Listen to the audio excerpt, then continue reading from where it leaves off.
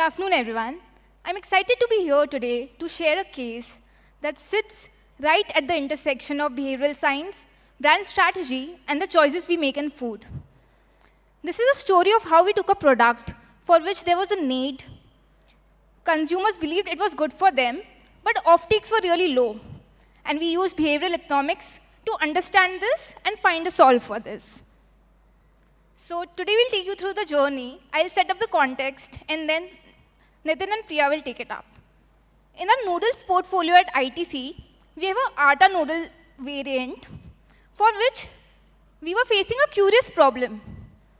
Whenever we tested the product among consumers in blind format, the product performed really well. Also, whenever we asked our consumers what new they need in this category or what innovation they want in this category, they often cited that they want a healthier and guilt-free version. And we believed that atta variant suited well for this need gap. However, the adoption for this variant has been low. To understand the low adoption, when we went to the consumers, the only answer we got was taste. It tastes like atta, it's bland, it's tasteless. So this is the only answer that we were getting. But we were confident that it was not a product or taste-led issue. That's when we realized that this problem needs a different type of solutioning. We need to understand the underlying barriers of adoption of atta noodles. We need to deep dive and identify what is the actual problem and nudge consumers to adopt the product. That's when we turned to behavioral economics. We decided to change our lens and look it from a behavioral economic perspective and changed our traditional research and added this layer to it. Now I call upon Nitin to take over it. Thank you. So we discovered that real challenge was not in what people told us. It was rather in what they actually did. Their intentions were genuine, yet their action, what the choices that they made, revealed a different story.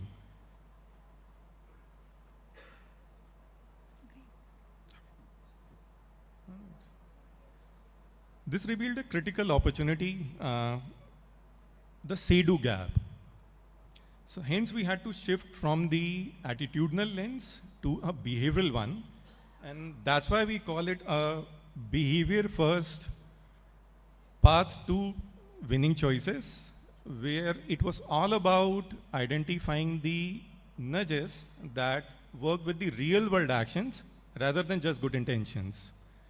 And to solve this, we went beyond the traditional call count, and we constructed a three-layered behavioral economics approach, where we first used the COMBI framework as a diagnostic tool to identify the actual behavioral blockers as to where the barrier lies, whether is it in the capability, opportunity, or motivation.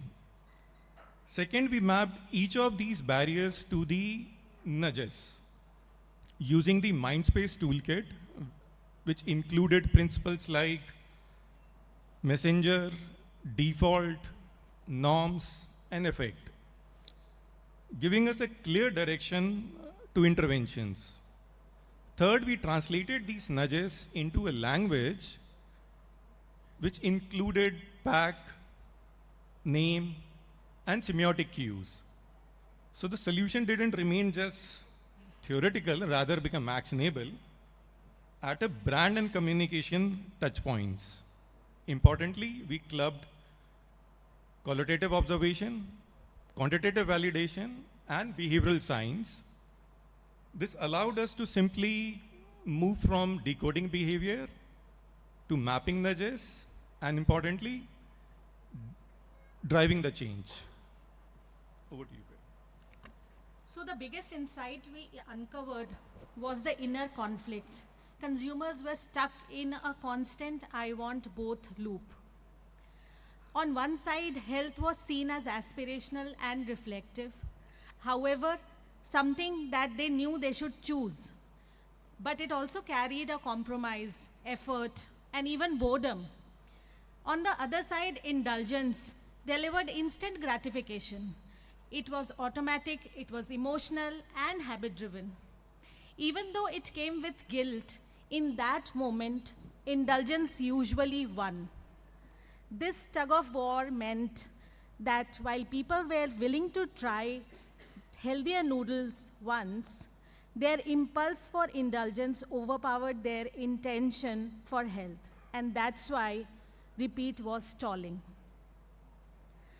This is where the paradox became crystal clear to us. For consumers, noodles symbolized fun and enjoyment, and even rebellion at times, something you eat for escape. On the other hand, atta was coded as routine, everyday, and even boring, the food of obligation. By calling it atta noodles, we were trying to collapse two worlds that do not meet. We were asking consumers to approach an indulgent product with a health mindset. And this was creating a clash and creating a cognitive dissonance. But emotionally, it just didn't fit the noodle frame in their minds. This dissonance, therefore, was killing the repeat behavior. Even the packaging was reinforcing this contradiction. The cues on pack leaned heavily towards health. Everything, right from the word atta, the green color, the visible vegetables, the grain symbol, everything, all of this was saying, I am good for you. But the pack never said, you will crave me. In semiotic terms, the message was obligation driven. Eat me because you should. What was missing in the pack? The indulgence cues, the creamy visuals, the playful characters, the fun sensorial language that a noodle lover would expect from a noodles pack. So the paradox played out right on the shelf itself. The product was framed around the logic and not desire. And without desire, there was no repeat.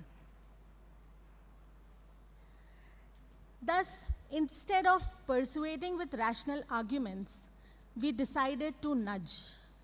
We took each consumer barrier and mapped it to a behavioral principle, and then translated that into specific actions around the 4 Ps. The word atta itself sounded boring. Using principle of effect, we explored emotional naming options like zero maida, fun grains. Many consumers had low clarity on what made the product healthier yet indulgent. So we leaned on messenger and saliency to cue indulgence and to make the product credible. Health was coded as a compromise. We reframed it using norm, showing mothers and kids choosing health, making tasty and healthy the new normal. In store, many purchases were autopilot. We used priming and default through shelf displays to shift recall at the moment of choice. And together, these nudges worked subtly. By not shouting loudly, but they made the health feel desirable, habitual, and emotionally rewarding. So what did we learn? Firstly, the consumers do not reject health.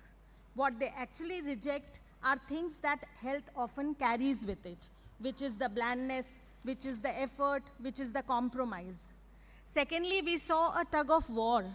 Intention tells you to eat healthy, but impulse pushes you to indulge. And often in that moment, impulse wins. And that is why the habit stalls. Thirdly, the framework helped us decode and intervene. Combi showed us exactly where the habit broke, and Mindspace gave us the levers to fix it, not by shouting louder, but nudging softly, subtly. And for the insight industry, this has 3 implications. We need to stop only asking what people think. We need to start decoding why they act. Behavioral frameworks are not just models, they are the bridges. They help us move from diagnosis to design, from insight to influence. And most importantly, our roles as researcher is shifting. We are no longer just data collectors. We have become behavior architects. Our job is not only to uncover context, but to redesign it. With this, I would like to acknowledge my co-authors, Kajal and Nitin, and of course, my team who supported in this entire journey. Their time's Thank you up, so right? much. I would love to pause here and So take your for questions. it's up.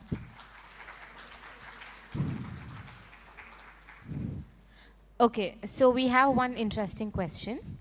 There's constant conflict of health and taste in the market, and that is something marketers leverage on very often, right? So how differently can they solve this conflict, and how better can they solve this conflict? I think we answered this question through the paper itself.